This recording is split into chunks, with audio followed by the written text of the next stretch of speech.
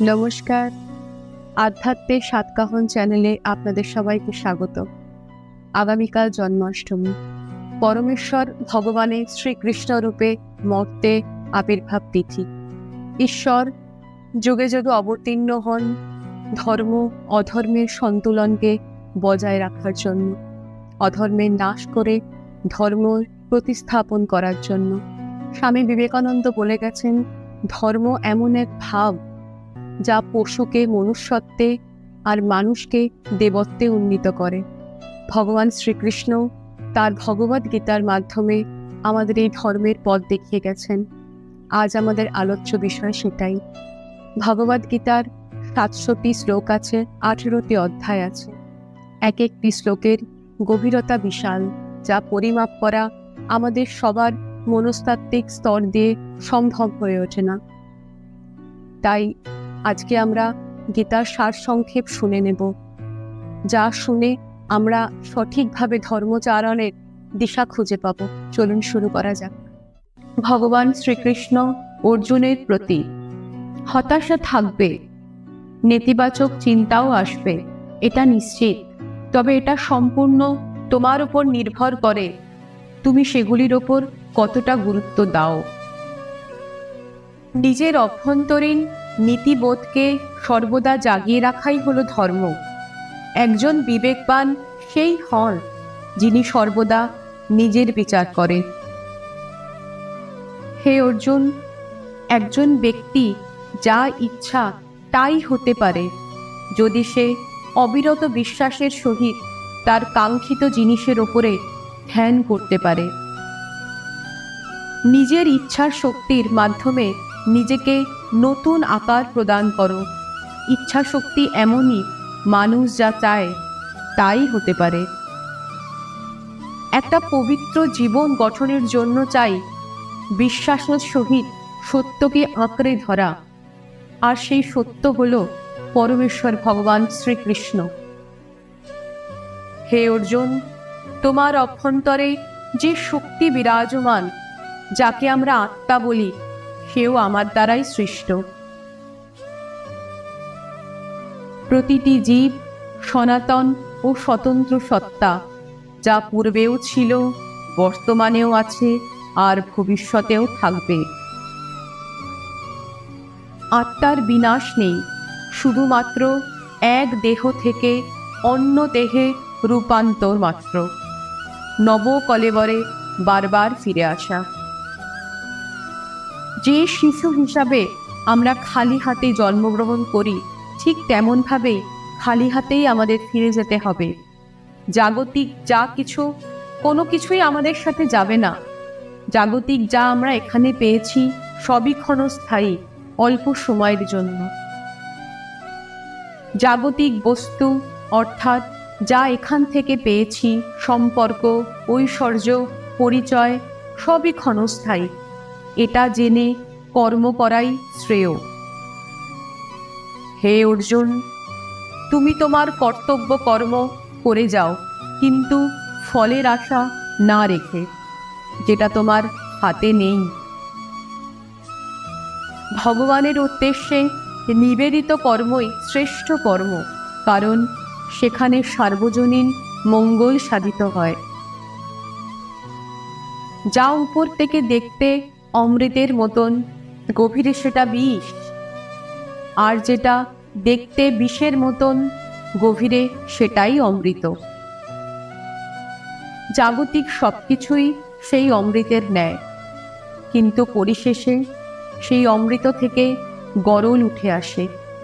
কিন্তু যারা আমার ভক্ত হয়, তাদেরকে আমি সেই গরল হতে সর্বদা রক্ষা করি। লেলিহান আগুন যেমন একটি ঘরের মধ্যে সব কিছুকে পুড়িয়ে দিতে পারে, তেমনি মানুষের হৃদয়ে অবস্থিত পরমেশ্বর তার অন্তরের সমস্ত কলুষতাকে দগ্ধ করে দেন। হে অর্জুন, আমি সর্বভূতে বিরাজমান। আমাকে জানাই, অর্থাৎ পরমেশ্বর ভগবান শ্রীকৃষ্ণকে জানাই শ্রেষ্ঠ ধর্ম এবং মানব জীবনের প্রকৃত উদ্দেশ্য। কাম, ক্রোধ, লোভ, মোহ, মদ ও মাৎসর্য এই ষড়রিপু। একমাত্র আমার ভক্তরাই পারে এই রিপু জয় করতে। যে ব্যক্তি প্রশংসাতে উল্লাসিত হন না, নিন্দাতেও বিমর্ষিত হন না, তিনিই আমার প্রকৃত ভক্ত। যে সুখে দুঃখে অবিচলিত থাকেন, এই জেনে যে এই পরিস্থিতি থাকবে না, চলে যাবে, সেই প্রকৃত জ্ঞানী। একমাত্র আমি আত্মা ব্যতীত সবকিছুই পরিবর্তনশীল, অনিত্য, ক্ষণস্থায়ী। জীবনটা জোয়ার ভাটার মতন। হে অর্জুন, তুমি কিছু নিয়ে আসোনি, আর কিছু নিয়েও যেতে পারবে না। তাই জাগতিক কোনো কিছুর জন্য বিমর্ষ হওয়া ভক্তের আচরণ নয়, অন্যথায় মায়া গ্রাস করে নেয়। কোনো অবস্থাতেই আমাদের মনকে অধোগতিতে নিয়ে যাওয়া উচিত নয়। এই মনই অবস্থাভেদে জীবের বন্ধু ও শত্রু হয়ে থাকে। তাই মনকে সর্বদা কৃষ্ণ ভাবনায় নিয়োজিত রাখা উচিত। একজন বলবানের কর্তব্য হচ্ছে সর্বদা দুর্বলকে রক্ষা করা, ব্যক্তিগত স্বার্থ সিদ্ধির জন্য অপরকে আক্রমণ করা নয়। তোমাদের সমস্ত কষ্ট সেই দিনই শেষ হবে যখন তোমরা এটা বিশ্বাস করবে যে সবকিছুই আমার অর্থাৎ পরমেশ্বরের ইচ্ছাতেই হয়। যে যেমন কর্ম করে সে তেমনই ফল পায়। এক জন্মে না হলেও পরের জন্মে কর্ম কর্তাকে ঠিক খুঁজে নেয়। তাই ভালো কর্মের বীজ বপন করা আমাদের প্রত্যেকেরই কর্তব্য। প্রারব্ধের ফল প্রত্যেক মানুষকে ভোগ করতেই হয়, কিন্তু যে ব্যক্তি আমায় জেনে সঠিক ধর্মাচরণ করে তাকে আমি সমস্ত কিছুর হাত থেকে রক্ষা করি। তুমি ফিরে যেতে পারবে না, আর শুরুকে পরিবর্তন করতেও পারবে না, কিন্তু তুমি যেখানে আছো সেখান থেকে শুরু করতে পারো, আর শেষকে অবশ্যই পরিবর্তন করতে পারো। যা হয়েছে ভালোর জন্যই হয়েছে, যা হচ্ছে ভালোর জন্যই হচ্ছে, আর যা হবে তাও ভালোর জন্য হবে। সর্বকার্যে সুমান হবে। সৃষ্টিতে সবকিছুই মঙ্গলের জন্যই হয়। হে অর্জুন, আমায় জেনে তুমি আমার ভক্ত হও, আমার পূজা করো, আমার প্রতি চিত্ত স্থির করো। আমি প্রতিজ্ঞা করছি জীবনের প্রত্যেক মুহূর্তে আমি তোমাকে সমস্ত কিছুর হাত থেকে রক্ষা করব।